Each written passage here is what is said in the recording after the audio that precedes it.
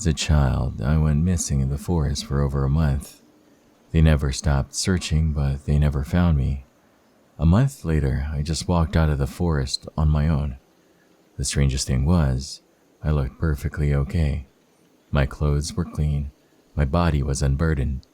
I was fed and I couldn't remember anything, besides going to the forest with my grandmother. They couldn't figure out how an 8-year-old boy survived in the forest for a full month and came back unscathed. I still remember the look of relief on my grandmother's face when she saw me. The tears streamed down her face, making me cry too. The way she held me so tightly, not wanting to lose me again. I went to therapy after that, but no matter how much they tried to jog my memory, it remained empty. There was no real trauma to my mind, and so shortly after, I stopped going. I moved on from the strange experience, not able to fully grasp the impossibility of what had happened at that young age. But I'm older now, and even though I cannot remember it, I can understand just how scared my grandmother must have been. But I'm not here to tell you a story about something that I cannot remember. I started remembering recently. 2 days ago, I struck up a conversation with my mother about that odd event. I asked her, "Do you remember when I went missing for a month?" Her expression instantly grew grim, and she looked at me with this intensity in her eyes. Despite her old age, my grandmother was a fierce woman. "I remember," she said in a hushed whisper, her gaze dropping down to my feet. "I started having dreams of the forest," I told her truthfully. She looked back up at me again, her eyes showing a glint of surprise. "Dreams?" she asked me to elaborate. "Yes, I'm always walking in them. The forest is all around me. I can hear sounds, leaves crunching, branches snapping, and birds chirping. I can feel the warmth of the sun on my skin." My grandmother listens intently. I can see her tapping her fingers on the chair in a nervous tick. Then the forest slowly grows silent. First the chirping, then the trees swaying, leaves crunching, branches snapping. The sun disappears too and it grows dark. But I continue walking, and each time I end up in front of a staircase. I get the chills just thinking about the staircase. A staircase? It is always in perfect condition, untouched by Mother Nature. It looks like the staircase had been taken straight out of a house, but they lead nowhere. It's a different one in each dream. Some are old, some are modern. My dream ends the moment I take the first step. My grandmother sighs loudly. It's not a sigh of relief. It's more like she's sighing because a burden had been taken off her shoulders. "Do you know how you went missing?" she asks me. "No," I admit. "One day you were playing outside in the backyard, like you always did. I was in the kitchen making lunch." She looks at a picture beside her on a dresser. It's a picture of us both, taken when I was 7. She picks it up and continues speaking. "I always taught you and reminded you to not wander off into the forest. But despite that, I still kept my eye on you through the windows."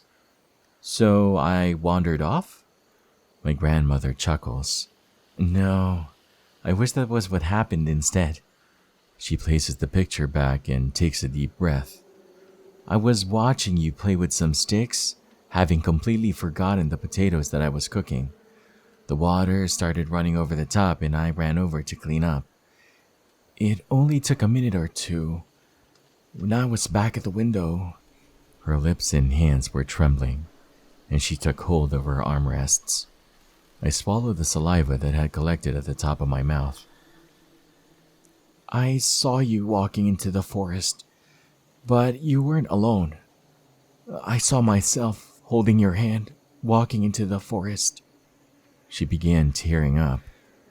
"I ran after you, and I screamed and shouted and looked for you, but the moment you entered the forest, it was like you simply disappeared." My hands began trembling too. the memory of walking into the forest with my grandmother tugging at my mind. I stood and walked over to my grandmother to hold her. "It wasn't your fault," I said. She cried in my arms. I cried too. After a while, we calmed down and began talking again. "What was it that took me?" I questioned her. "I thought it was a skinwalker at first," she answered, wiping her nose with a tissue. "But if it were a skinwalker, you wouldn't have returned alive. You wouldn't have returned at all. So I don't know what took you, but I'm glad you returned. I wouldn't have been able to bear losing you too, like I lost your parents." I squeezed her hand that I still held tightly and smiled at her. Not wanting to stress my grandmother anymore, I dropped the topic. Shortly after, I drove home. I had a dream that night. It was the same dream, but something was different. In my previous dreams, I was always alone, but in this dream, I felt a presence with me. No matter how hard I looked, I couldn't see it, but I knew it was there. I didn't feel like it wanted to harm me, but it didn't feel like it wanted to help me either. When I got to the stairs, this time I recognized them. I had seen these stairs before, but I couldn't remember where.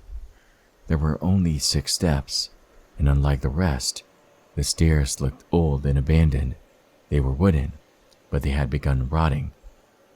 When my feet moved to step onto them, I felt a strong hand on my shoulder, and the dream ended before I took that step. Once I woke up, I remembered where I had seen them. They belonged to an old cabin in the woods.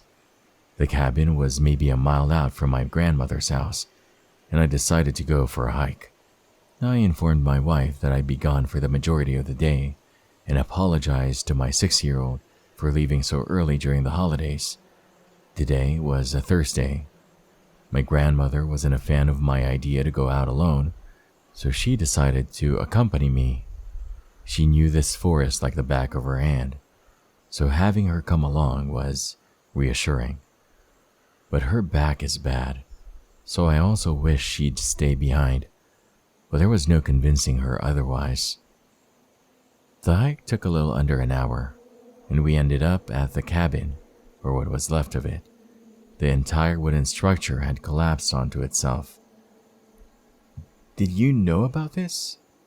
I asked my grandmother. "No, I haven't been here for years. You know, I don't think this is where you were for that entire month. We looked here almost every day." I nodded in agreement. "Still, maybe it has some clues?"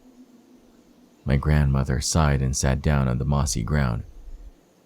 "You can look around," she motioned with her hand. "Be careful." Despite me already being a grown adult, she still worries. I chuckled to myself. I moved around some of the smaller pieces of the collapsed house to take a better look at it as a whole. Come to think of it, I remember this being a single-story cabin. So why do I remember a staircase? How could a staircase be used here? And then it clicked. A basement. "Do you remember a basement in this cabin?" I yelled over to my grandmother. "No, why?" Oh! I grinned. She figured it out as well. She walked over to where I was, and I began trying to move some of the heavier pieces around. Even if the house collapsed, the foundations were strong, and the basement should still be there. After about half an hour, I finally found a broken floorboard, revealing not dirt or moss, but darkness below it. I began trying to pull it out and break it in. After a while, the hole was big enough to look inside. I pulled out my smartphone and turned on the flash. The smell coming from inside was putrid. I couldn't begin to describe what it smelled like. What I saw inside made my blood run cold. Shelves with glass jars, a white liquid inside of them. Inside the liquid were body parts, eyes, ears, fingers, organs, and everything in between. Opposite the shelves was a pile of bodies. Some were rotten beyond recognition. Some were skeletons, while others looked fresh. Next to the bodies, I saw a staircase, the staircase from my dream. I remembered it vividly, walking down these steps. I pulled my head out and puked on the spot. What was it? My grandmother asked. "Let's get out of here. Call the police." We began walking in the direction that we came from. There were dead bodies, skeletons, organs. I couldn't even begin describing what I saw to my grandmother. "Dear God," is all she could mutter out. I called the police once we got back to her house and had to guide them to the collapsed building. The younger policeman puked when he got a whiff of the smell of the dead bodies. Something clicked in me then, watching those two policemen stand around, holding their noses. I remembered. My grandmother took me to this house that day I went missing, or whoever was posing as her. She took me down those steps into the basement. There were no dead bodies back then. The shelves were empty. She gave me some mushroom soup to eat, after which I dozed off. I woke up tied to a wooden table in the dark basement. My clothes were gone, and it was cold, and I felt a stinging pain in my chest. Despite my best efforts, I couldn't even lift my head. I had no energy. I remember crying then. After my tears dried out and I regained some energy, I suddenly heard some shuffling above. Are you here, Mark? Mark, where are you? People were looking for me. I heard footsteps above me. A woman sighed. "He's not here." "No, let's go." I tried to scream and shout for help, but nothing came out. That's the last thing that I remember, my desperate attempts to cry for help. "Mark?" The younger policeman spoke, breaking me out of my daze. "Huh? Yeah?" I asked, blinking a couple of times. "Are you okay?" "Yeah, I just remembered something suddenly," I answered truthfully. The policeman nodded and walked back over to his partner. I took a deep breath and looked around the forest. Thinking about it, it was a creepy place. For some reason, I had the feeling that we were being watched. I couldn't shake it off. Someone was watching us. "Okay, let's head back. We called in backup. This is beyond us two." I nodded and followed the policeman out of the forest. The feeling of being watched didn't disappear until we were out. I hugged my grandmother goodbye and went home that day. I told my wife everything that happened and what we found. She was mortified. I had another dream last night. It was completely different from the rest. I was no longer walking in the forest. I was in the basement of that cabin. I could hear footsteps above, and for some reason, those footsteps scared me a lot. I was trembling in fear. Eventually, I heard them leave the cabin and relaxed. Then I heard a new pair of footsteps enter. They were lighter, smaller. The secret door to the basement suddenly opened, and I saw a disheveled boy with messy brown hair and torn clothes smile at me. "Let's go." I woke up after that. I couldn't remember his face, only his long, messy hair and his smile. Who is he? I don't know why I'm starting to remember these things now. I don't know what happened to me during that month I spent in the forest, or why I forgot everything. But I want to know. I want to find out. I'll be going back to the forest today to see if I remember anything else. I'll post an update once I figure out something new.